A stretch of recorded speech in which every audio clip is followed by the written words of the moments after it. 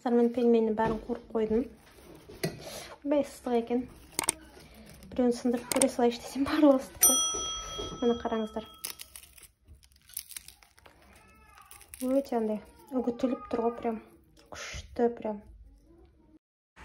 Баршаңызға сәлем. Бүгін біз осындай қуырылған пельмендер жасайтын боламыз. Ол үшін ыдысымызға сүт, су, жұмыртқа, тұз және де сары майымызды бөлме температурасында тұрған жұмсарған сары майымызды салып, жақсылап осылай араластырып аламыз.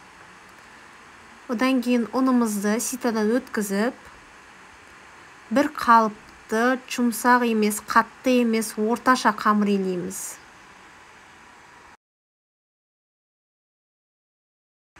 Қамырымызды 20 минутта өстіп тындырып қоямыз, бетін жауып. 2 рет, 3 рет қайтарамыз міндетті түрде. Қамырымыз сол кезде өте әдемі болып шығады. Қамырымыз демалғаннан кейін осылай 2 бөлікке бөліп, 2 зуала шығарамыз. Бұны да кемінде 20 минутқа демалдырып қоямыз. Қамырымызды демалдырған кезде міндетті түрде бетін жауып қойыңыздар, беті кеуіп кетуі мүмкін.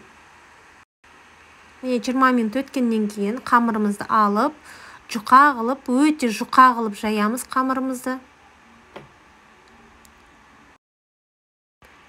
Тура пельмен сияқты осылай қойып аламыз.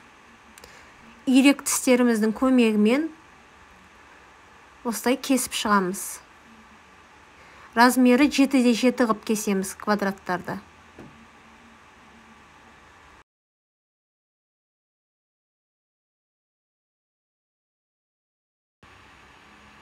Міне қамырларымызды қойып шықтық. Осылай бір-біріне керек емес жерін кесіп алып тастаймыз. Осындай квадраттарды істейміз. Енді арасына езілген картопқа бұрыш пен тұз салып, пияз салмаймыз. Егер заказға жасайтын болсаңыздар, пияз ашытып жібереді, тез ашып кетеді пияз салынса. Сол үшін пиязсыз тек картошканың өзіне бұрыш пен тұзды саламыз.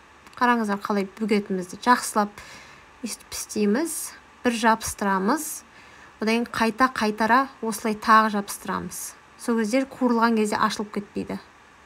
Тағы біреуін көрсетейін. Міне картошкамыз салдық, жан жақтарын өстіп жабыстырып шығамыз.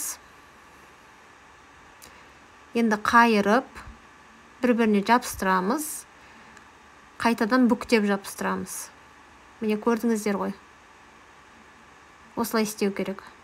Енді қызып тұрған майға қызарғанша қуырып аламыз. Майымыз қатты қызып тұру керек. Тез-тез қызартып қуырып аламыз.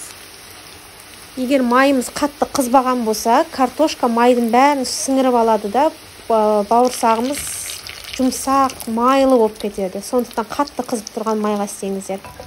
Салфетканың үстіне кеп салып аламыз. Міне қараңыздар. Ас болсын қыздар.